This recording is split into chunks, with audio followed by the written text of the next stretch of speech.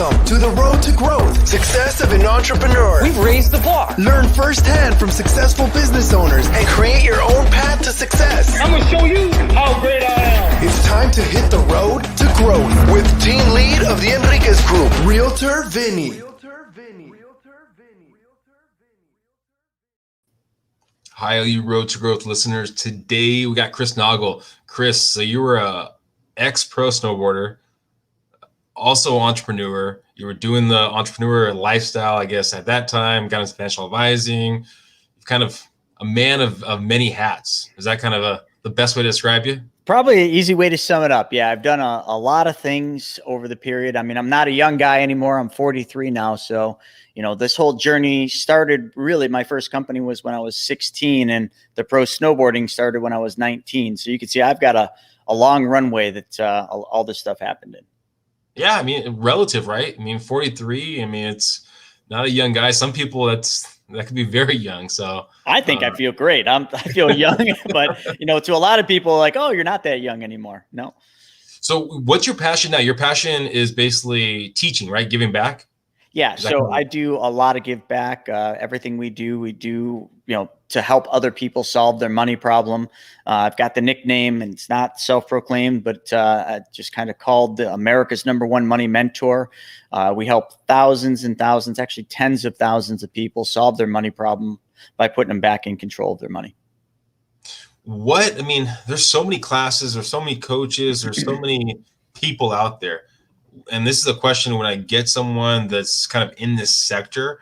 I mean, what do you think separates you from all the other people out there?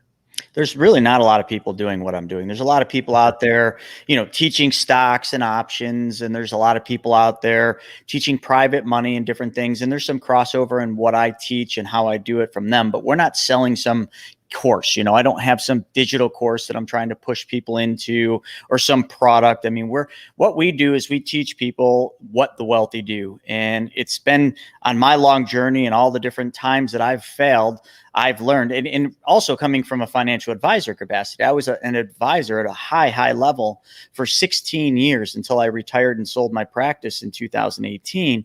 So I've seen both sides. I've seen in the trenches. And then after that, I've seen what the wealthy do by surrounding myself around multimillionaires and billionaires, what the wealthy do with money. And the difference between what the wealthy do and what I used to do as an advisor is so drastically different. So what I teach is definitely very, very different than what other people teach. And primarily because what I teach, there's no money in it. So most people don't want to do what I do because they can't figure out how to make a living doing it. Well, the money's 3-4 layers deep. That's what I figured out. So in essence, can you walk us through is it classes? Is it consistent, like weekly meetings? I mean, what's the program? What's that you offer? Sure. It's easy. It all starts with people usually will end at my website. And from there, they'll watch one of the many videos that we have on there for free. And every week we do a free wealth webinar, which I just finished a little bit ago. Every Wednesday at 1 o'clock, we do this free wealth webinar, giving people knowledge. And then from there, people can figure out what direction they want to go or what their money problem is that they need solved. I mean, maybe they've got a lot of debt that they want to pay off, and we have, you know, different programs for that. Or maybe they're looking to do what the wealthy do with privatized banking, and we have different stuff for that. But whatever path they choose, the most somebody technically will ever spend directly with us would be to come to one of my masterminds. And the most expensive one is just under $5,000 at my house called The Experience. But everything else is really, I gotta say, most everything is free. I mean, we have like a $297 3-day workshop that we do, but you know, that's not the highlight. So it's very difficult for me to sit there and say, where do I point people? Because not one person's problem is the same as the next. Everybody has a different money problem. I know you had multiple businesses. We're going to get into your history of kind of where you came from. It doesn't sound like, I mean, of course, maybe the mastermind, there's a financial, that you get out of it, but most of it's basically, I guess, giving back in a sense. Yeah, I've been fortunate, on my journey. I've done very well. Me and my wife, flipped hundreds of houses. We had a TV show pilot on HGTV. And then what I learned on that journey is I was borrowing significant amounts of money for all these flips. And I was always borrowing from other people's banks, private lenders, private investors, hard money lenders, and conventional or community banks. And through this journey, I started working with the people that I was borrowing money from, and I started learning banking, simple banking. And a lot of people think they understand banking, but very, very few people understand how banks actually operate.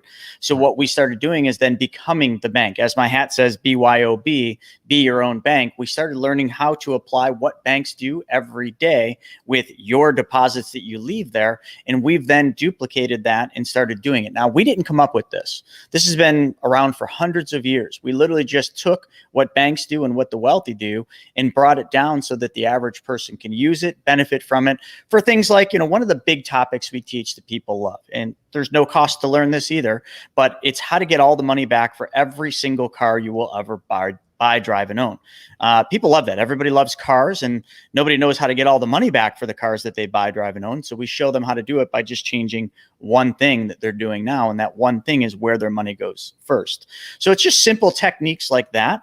And again, I'm not trying to dance around it. To say, hey, what is it that you do? Well, we do a lot of things, but the simplest core to what we do is we solve people's money problem by putting them back in control of their money. The one thing that everybody has been taught not to do, and that is most people have been completely taught to give up control of their money. They put it in banks, they put it in Wall Street, put it in 401ks. And in doing that, you're putting somebody else in control of your financial future. So when you say getting all the money back out of your car, are you saying getting the usage of that car, or are you saying basically the money you spent in that car, you get that back? Well, easiest way. Let's say you buy a car for $10,000. Okay, or 20,000 or 50. I don't care what your flavor of car is, but you buy a car, and by changing just one thing, and that's where your money went first, and then by practicing simple banking strategies, we can show you how after 5 years or whatever term you want, could be 3 years, 6 years, you pick and choose. When you're the bank, you set the terms. We'll show you how at the end of that term, you'll have all the money back for that car. And everybody wants to think that this is some magic thing or some, it's so simple.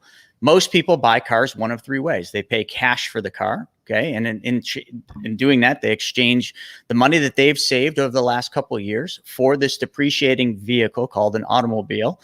And then they drive that vehicle, and they gave up control of that money in that transaction, and that money lost its earning potential. Second way people buy cars is they finance a car through the bank or the car dealership's finance company. So they'll go to the dealership, buy the car, and they'll exchange monthly payments for the right to drive that car for a specified period of time. At the end of that time, they owned the car, but they gave up interest and principal payments to the bank. And the third way, well, there's technically four ways. The third way would be lease the car. You're just renting the car. And then the fourth way is you could steal the car. But we don't teach anything about that. And I hope none of you are stealing cars, but it is a way to acquire a car nonetheless. So what we do is we combine 1 and 2, and we just say, all right, listen, if you're going to pay cash for a car, well, the one thing you give up in paying cash for a car is you give up the earning potential on the money you paid for the car. Sure, you don't have a monthly payment, but you still gave something up in doing that. What is the future value of that money you gave up? Probably pretty significant. Plus, you bought one of the worst investments, which is a vehicle, because it depreciates.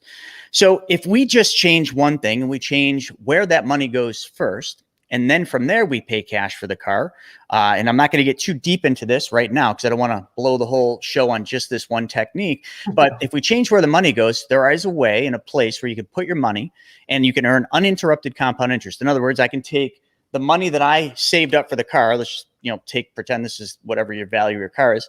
I can put it over here in this account, and then I can take that money back out of that account and buy the car. But in doing that, when I took the money out, I never stopped earning interest and dividends on every penny of that money that I put in. So the money I put in is earning interest and dividends. But when I take it out, I don't lose that interest and dividends that I'm earning. So now I'm holding money that I'm still making money on. And then I pay cash for the car. But one step's different. You have to treat your money the same as you treat the bank's money. In other words, if you were to have financed that vehicle, you would have made a monthly payment every single month. Or if you leased it, you would have made a monthly payment.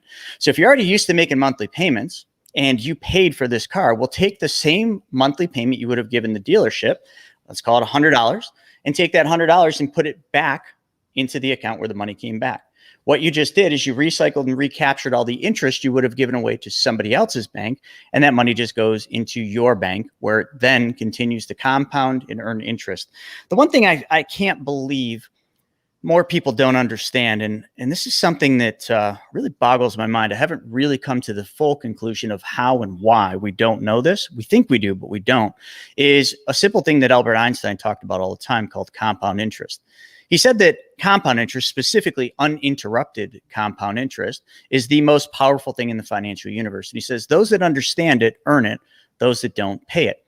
Well, the average American and probably the average person in the world, it spends more time paying interest than they do earning, because the only way they know how to earn interest or compound interest on their money is to take their hard-earned dollars, the money that they went out and worked and traded hours for, put it somewhere and just leave it sit. And when you do that, you're, number one, you're giving up control because it's in somebody else's control, wherever it is that it's earning interest. But number two, the second thing you did is you just gave away your best dollars, your most valuable dollars, which are today's dollars, because the money you make today will never be worth more than it is today because of inflation and lots of other factors. But when we put it somewhere and we just leave it sit, it's already losing to inflation. So if you're not moving your money and using that money, it's very difficult for that money to grow to the levels you want it to. And it's very difficult for you to crack that wealth code, if you will, and get where you want to be.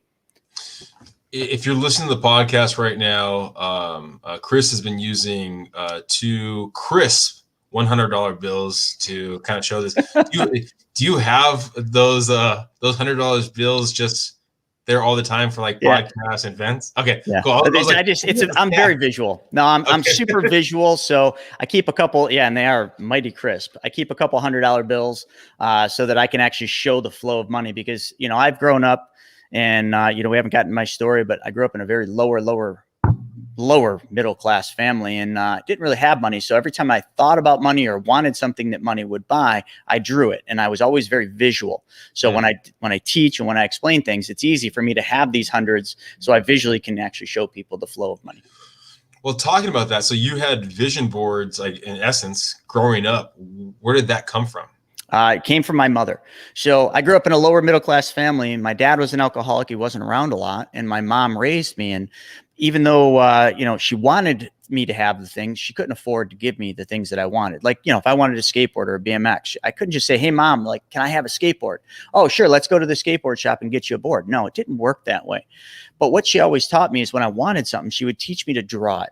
I was always a kid that loved to draw. I spent a lot of time as a child just drawing cartoons and all sorts of stuff. And, so I would draw pictures of skateboarders, and I'd grab a Thrasher magazine or a skateboarder magazine. I would just draw pictures of Christian Hosoi and all the old greats.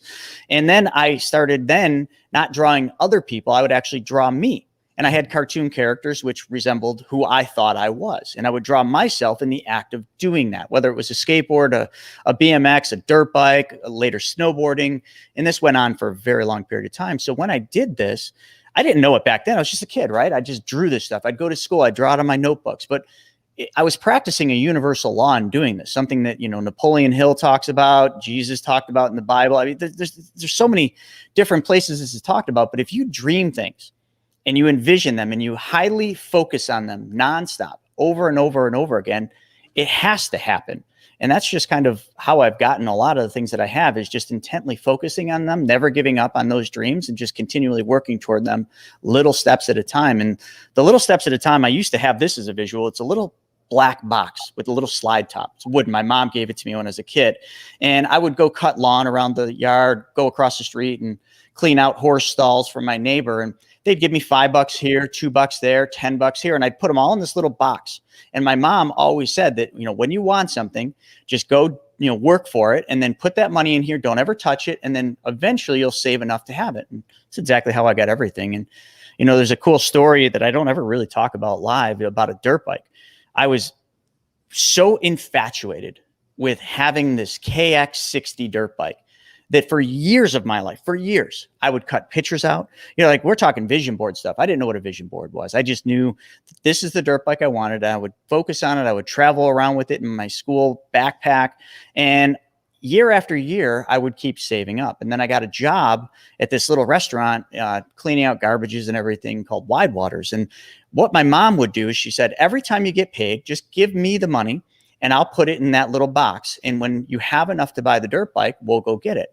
Now, I didn't really think anything of it. I wasn't counting change, but I would go to work. I'd get the paycheck, give it to mom. And I remember one day she said, hey, let's go to Hebler's. It was a dirt bike shop. And let's look at that dirt bike. Now, from that point, from when it was a KX60, now I was big enough to have a 125. So I test drove the dirt bikes, 2 of them. And, she's like, well, which one do you like? I'm like, oh my God, I really love the Kawasaki. And, in my mind, I was just like, oh, this would be so awesome to have it, but I can't have this. I was from that mindset of like, I want this, but I can't have this. And my mom said to me, she said, well, what if you could have that right now? And I said, what do you mean, Mom? Like, you can't afford this. We can't afford this dirt bike. And she said, yes, you can. You've saved enough money. It was my very first brand new, thing that I'd really ever had outside of clothes and shoes. But I'm just talking about this because that's the practice that I was taught when I was a young child. I dreamt it.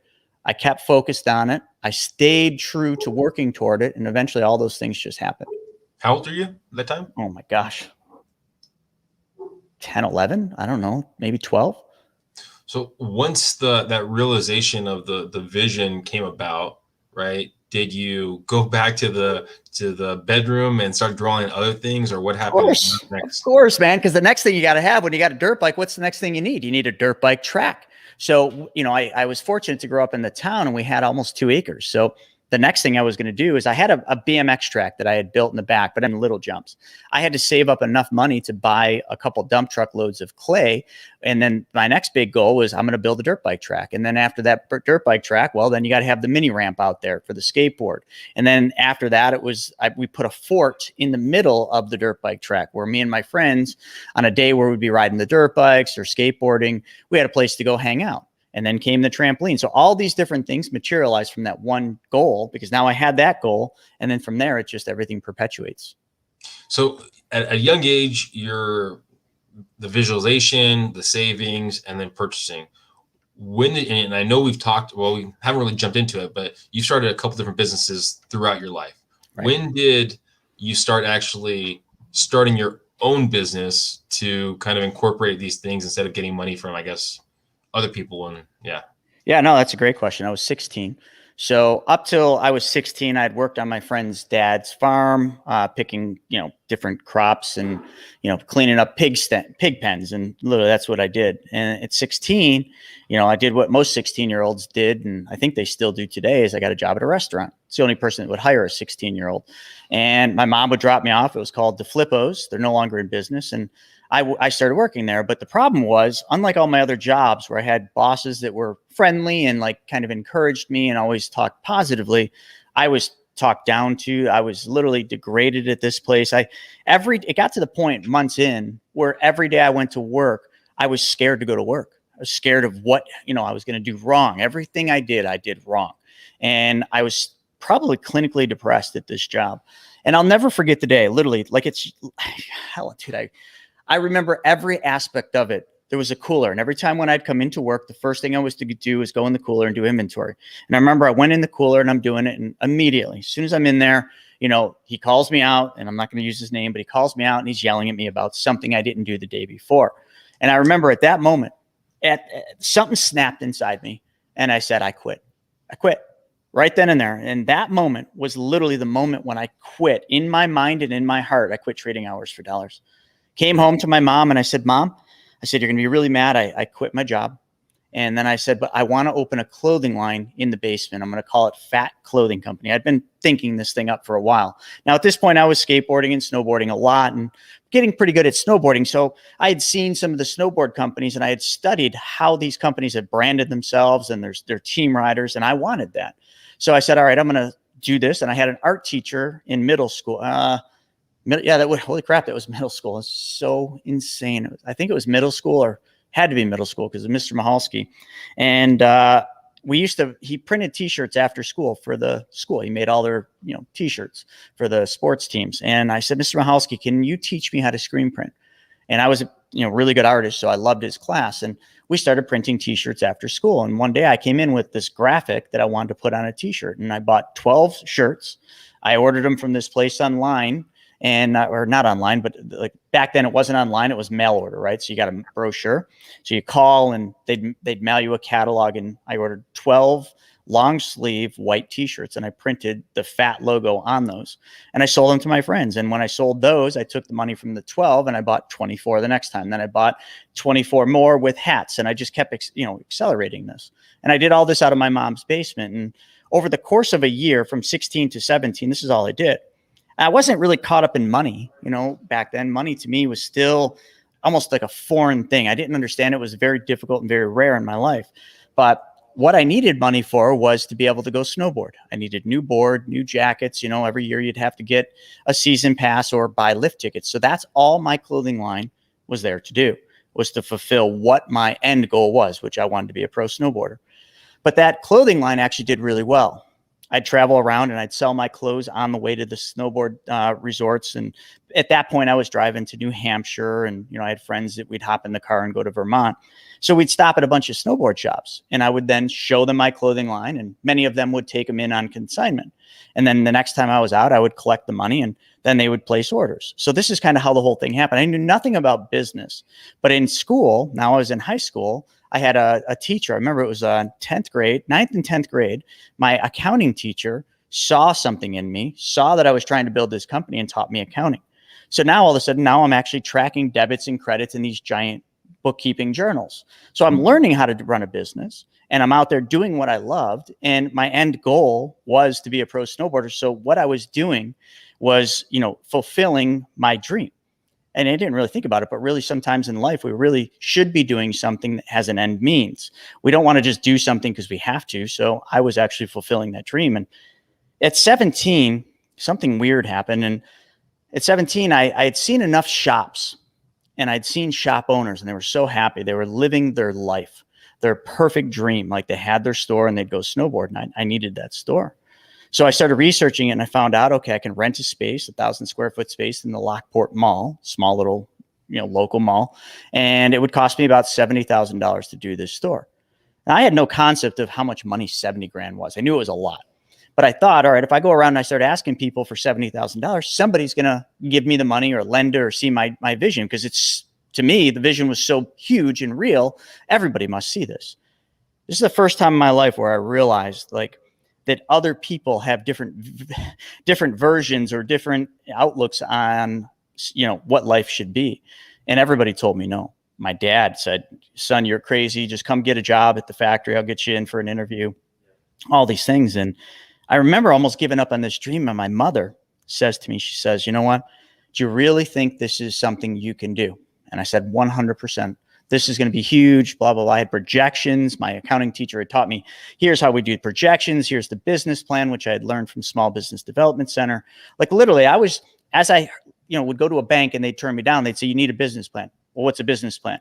Well, go on, go and look. And at that point, I just figured out how to write one. And all these things materialized, right? So I'm just chasing this dream. And then my mom saw my dream ending, and she said, all right, well, what do you need? And I said, well, this bank said I need collateral. All I have is a 1986 Buick. I have a baseball card collection. I have that dirt bike in the garage. That was about my assets, and it wasn't enough. And she said, well, can you ask him if I put this house on the line as collateral so that you can build, do Fat Man board shops? And at 17 years old, November of 1994, Fat Man board shops became a reality, and my mother's house was on the line if I failed. So that was how I entered the world of being an entrepreneur. Were your parents together at the time? Absolutely not. My dad left when I think it was 5 years old. Okay. What was my mom never remarried. What was his take on, because it sounds like, is your mom really a driving force in you growing up, and your father at least didn't have the same thought that you could do it?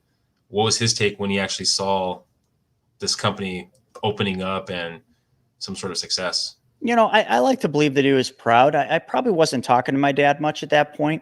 Okay. When my dad didn't believe in my dreams, a lot of things happened. I sent him, I was kind of a rebellious kid. I sent him a cassette tape, just showing my age, of Cats in the Cradle. And I don't think me and my dad talked for about 2 years. So I think this was that period of time where I really didn't see my dad much. So I don't know what he thought. I mean, later my dad was proud of me and, he definitely supported it after he saw it working. But I mean, for anyone listening, the most important thing is if someone's going to believe in you, they're going to believe in you before you've made it. Okay. When you've made it, everybody gets in line to believe in you. Oh, I knew you'd make it. No, you didn't. You were the first person telling me that I couldn't do this. You were the person saying that's a stupid idea. You were the first person saying I should get a job at Harrison Radiator. Like, then all of a sudden they're like, I knew you'd make it. Well, maybe you did, but you didn't show me the support that I needed. You see, influence, hope is the most powerful thing on earth. And sometimes a kid like me, when I was starting, that's all I needed, man. I just needed someone to believe in me. I just needed hope. And life, you get kicked around. People, want to steal that from you. They want to steal your hope because they didn't fulfill their life dreams. They didn't follow their dream. They gave up on their dream. And let me go one other thing, because now you're getting me fired up on this. I have studied this in nauseating detail, and I have come to the conclusion that the difference between success and failure is very simple. It results in one thing. And we're not even talking about money, folks. Like, we'll get to the money thing in a bit. But if you went around, and Earl Nightingale did this, and he talked about a study where they took 100 20-year-olds. And they asked 120-year-olds if they were going to be successful at the age of retirement. Every one of those optimistic, eager 20-year-olds said yes. Now think of a 20-year-old. They're all ready to conquer the world. So all of them said yes. But if we fast forward to 65 and we look at the statistics from Social Security, what you'll find is that out of those 100 eager and optimistic 20-year-olds that all said they were going to be successful, and some of them were even mad that you even asked them, by 65, only 5 of them, only 5 are going to be financially successful. The other 95 or 95% of all the people out there are not financially successful. And why? The answer is so blatantly simple. The 5 that made it, the 5 that were at different levels of financial success, only one of them was wealthy. What did they do different than the 95? Simple. Wrote it down. No. They created something. They created their financial futures. They created their dream. They never gave up on their dream. The other 95, and maybe they wrote it down, but the other 95, you know what they did? Conformed. They conformed to somebody else's ideologies of what life should be. They got kicked down somewhere and someone said, oh, this is what you should be doing. Oh, you're doing it all wrong. And they believed and found comfort, or whatever you want to call it, in somebody else telling them what their life should be. I've always been a creator. I've wanted to quit so many times in my life, and sometimes I think I did actually quit, but I kind of regained and got back on the horse. But the difference with the success and failure, and I guess I'm living proof, is nothing more than successful people create. Unsuccessful people in any realm, I don't care if it's financially or living their dreams or just not happy personally, they conformed to somebody else's ideologies of what life should be. And I just never, ever was willing to conform. There was another study, and I forgot who it was, but it was MBAs, and it was similar kind of thing of like a lot of them said that they're going to do it after college, after getting their MBA, and the majority of them, I think it was ended up being 10% or something like that. It was a very minimal number, but it was based off of them actually visioning and putting in paper what they were going to do and how they're going to get there, instead of just going by the hip. And I think those both things coincide greatly: creating something, having a vision for it, and going after your passion. Do you think, I'm assuming you probably thought about it multiple times. How do you think your life would have transitioned out if you didn't have your mom in the court? Because you brought up your mom multiple times. She shaped basically the way, it seems like, at least, how you vision, you do, you succeed. So have you thought about that? No, I'd probably tear up if I thought about, what life would have been like without mom, because mom's always been my rock. She's always been my unconditional one. She never had anything, never had anything physical or, never had resources to give to me. And a lot of people result that in a good relationship when someone can give you things. She never had that, but she always taught me to believe in myself, to push through. And there's so many times in my life when I've been, when I've lost it all twice in my life, in 2008 and again in 14. And, during the second time, 14, I was in a really bad place. It was the lowest point in my life. And I think this is the first time in my life that my mother literally started trying to get me to conform to, why can't you just be satisfied? Why can't you just be happy with this? Why can't you just, work, a normal job as a financial advisor and forget all this real estate, forget all this, big dream stuff? Why can't you just be content and happy? God just wants you to be happy, and I started believing this, and I almost did, I was almost like, yeah, Mom, you're right. You know what? This is all just a big pipe dream. Should never just be thinking this big. I should just be normal, but I don't know what it is. There's something inherently in me, and I don't know exactly what it is or why it is, that never, ever was willing to just accept that enough is enough. And, I'm not trying to say that that's an ego thing or like anything else, because I'm not motivated by money. I teach money, but money is a tool. This stuff that we, try to put so much emphasis on, money, that we work so hard for, that we say, oh, we need more money. Money's just a tool. It's like the shovel in your garage. When you want a hole in the backyard, what do? You grab a shovel, spade shovel, and you go dig a hole. Money's nothing different. It's a tool that you use to get the things you want. But the biggest mistake I made almost all of my life, until literally in the last 6 years, my whole life was spent trying to do things, build things, create things for me. For me, it was always for some end goal of me, whether it was a dirt bike, or I wanted a big, faster car, or I wanted another Audi, or I wanted a bigger house. Right? It goes me, me, me, me. And every time in my life, and I made a lot of money as an advisor, but every single time when I'd get to that level of success where it started becoming about things and my ego would get in the way and, oh, I've got money, blah, blah, blah, I lost it all every time. I don't know why. Certain things would happen that I wasn't ready for, that I didn't plan for, and it all went away. It was taken away, probably intentionally. I truly believe everything happens for a reason.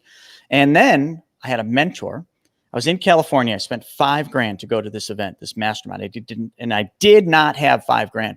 I maxed the credit card out, and I was sick about it.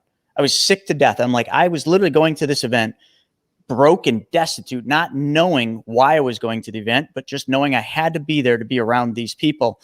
And I think deep down in my head, because I was an advisor, I'm thinking, okay, if I go there, I could probably find somebody to do business with that'll make me at least $5,000, and that'll cover the cost. But the guy that put the event on, I remember going up to him, and I was so lost at this event. I'm around the founder of UGG Boots, the guy that created Make-A-Wish. I mean, big names, celebrities.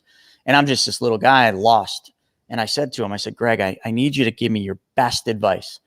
And he leans in and he puts his hand on my shoulder and he says, I'm going to give you the best advice I can give anyone. And I'm like, oh my God, thank you. Because getting him was tough, getting time with him. And he says, here it is. Give your best stuff away for free. Man, I remember hearing that. And I'm thinking, dude, I just spent $5,000 to come out here.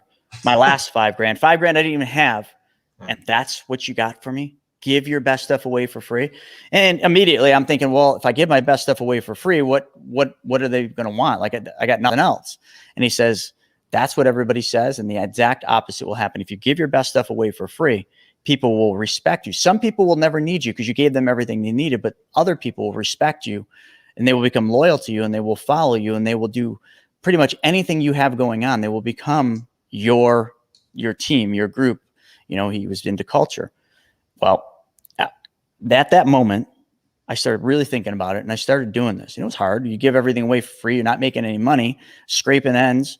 And I remember as I started doing that, I started making more money. And then as I kept giving and giving and giving and doing for others and solving other people's problems, even in the financial world, because this is going back then, I stopped doing financial advising the way I used to always go on every appointment. I got to sell something. I got to sell something. I got to sell something because I need money. I got bills to pay. And I started going to appointments like, I wonder how I can help this person. I wonder how I'd really intently look at their situation and try to find flaws in their plan and try to find ways we could make their plan better, even if it meant me not selling something, even if it meant me just giving them advice, simple advice that would just put them on course. I started doing that. It was very hard because my income went down. I'll never forget that year, 2016.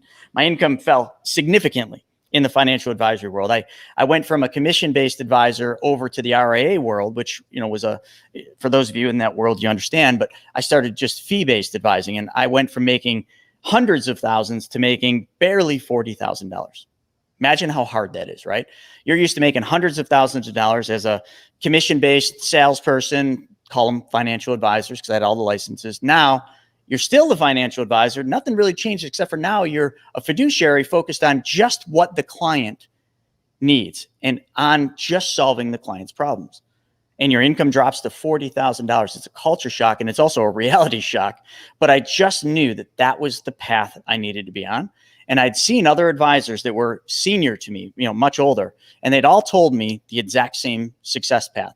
It's going to be hard. You're going to reset. You're going to have a year of rebuilding, but eventually once you rebuild, you're going to have clients, you're going to have an income that you're not going to have to keep working for. You're not going to have to keep selling products, and you're going to be doing the right thing, and you're going to be looked at in this industry at a much higher level. And I started doing that, and that's when everything changed.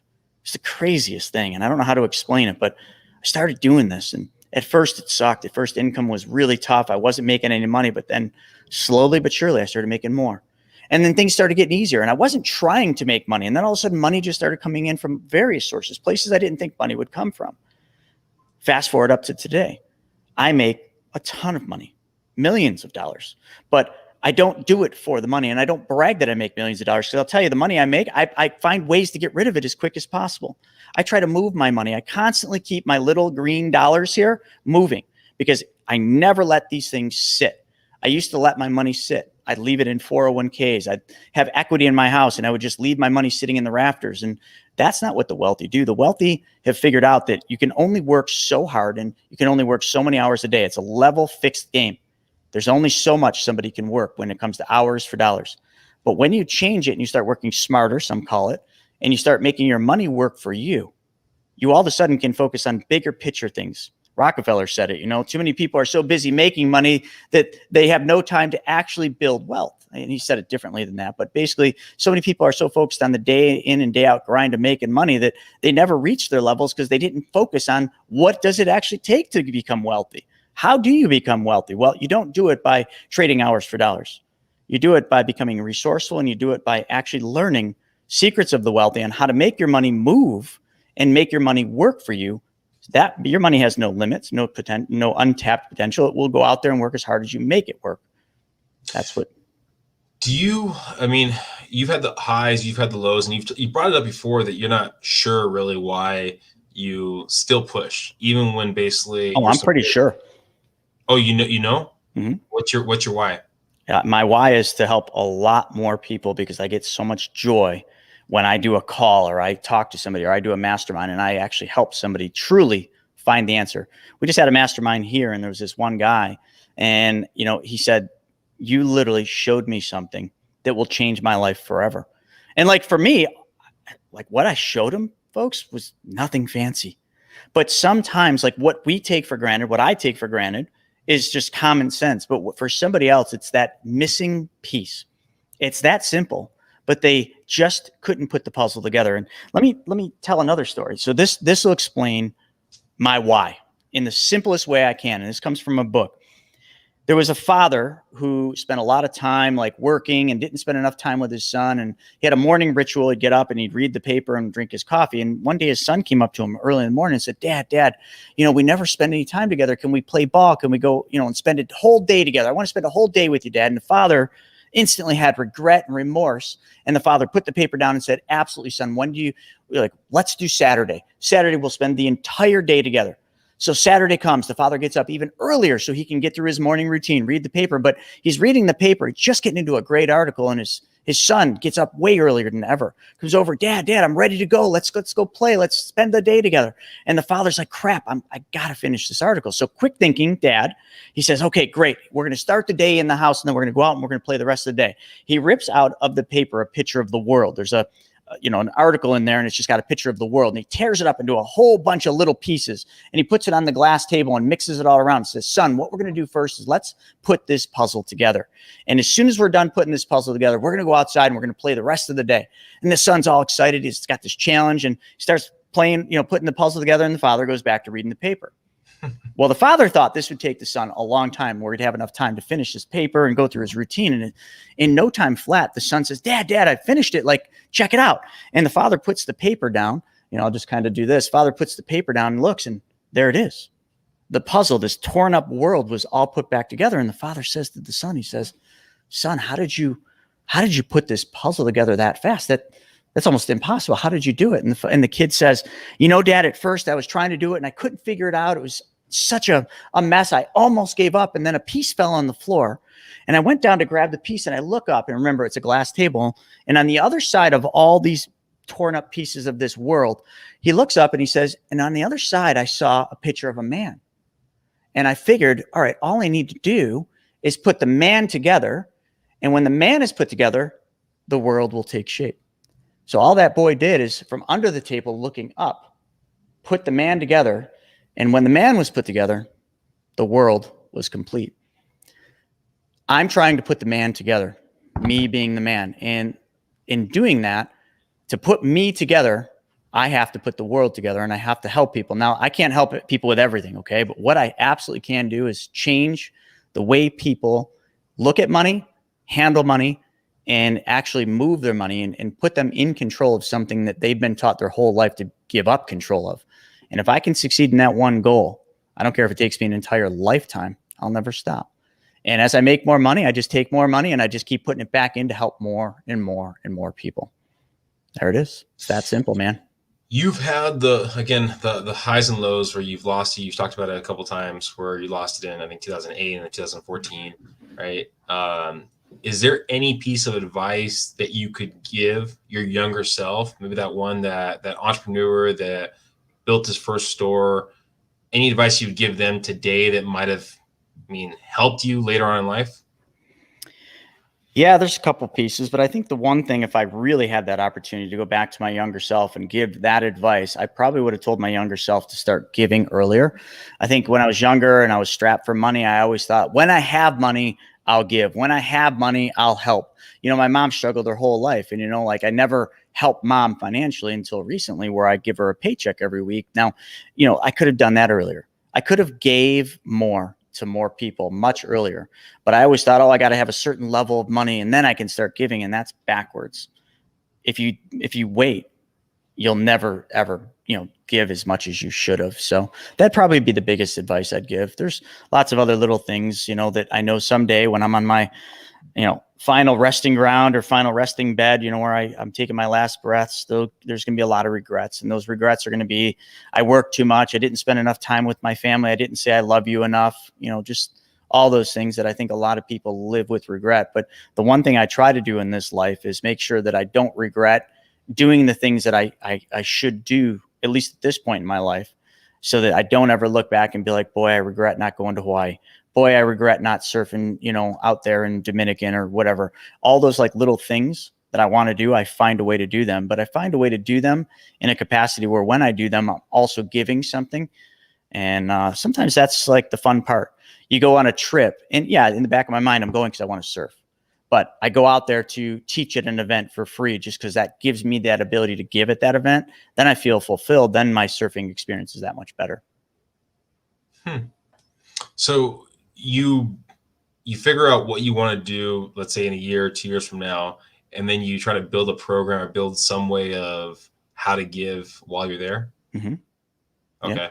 And that's a lot of different things that we do. And, we do events all over the place and I speak at places all over the place. And a lot of times when I go out there, I'm never, very rarely am I ever speaking at an event with anything to sell.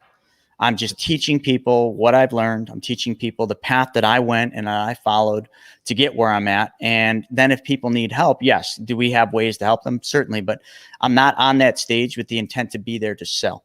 And what I've found that if I do that, people will need what I have or need what I can teach them. So if they want to, then they seek me out. Makes for a much better dynamic because I'm not selling something. When you're selling something, you're always in a position of weakness. You're trying to find some angle. But when you go without the intent to sell anything and you just go with the whole gratitude thing, I'm there because I want to give. It's funny because tons of people want to then work with you. And I don't know, that's just something I wish I learned a lot earlier.